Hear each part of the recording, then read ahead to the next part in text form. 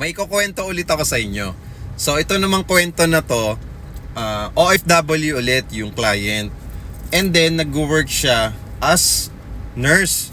So sabi niya sa akin, Byron, sir, gusto ko sanang itry na mag-invest sa condominium. Ang problema, okay, wala akong idea kung saan ba talaga ako kukuha.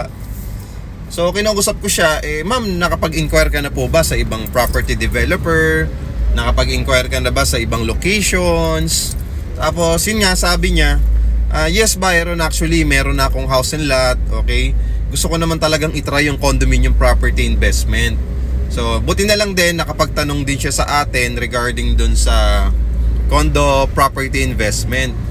So yun, nakapagtanong-tanong na din siya sa ibang developers, sa ibang agents.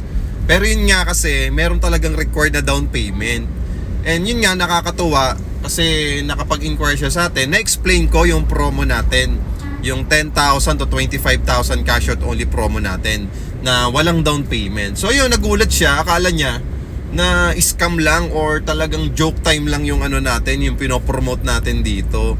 So nagulat din siya na legit pala talaga. Kaya nung time na ini-explain ko sa kanya, no, saglit lang yung decision making niya. Kinabukasan, no, nag-decide siya kagad na kukuha na siya kagad. So yun, nakakuha naman siya, and shoutout kay ma'am. So pauwi siya this year, and ang good news, na-approve na rin kagad ng bangko yung loan niya. So kahit OFW siya, okay, asahan nyo po na tutulungan ko po kayo.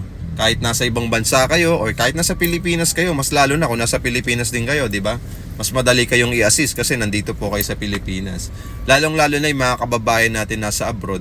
Talagang tinutulungan natin, talagang open tayo, transparent tayo sa lahat ng transactions natin sa pagbili ng property. Kasi pinaghihirapan yung pera yan eh. Actually, ang hirap talaga maging OFW. Kasi imagine mo, layo ka na sa family mo, di ba? Sa mga mahal mo sa buhay.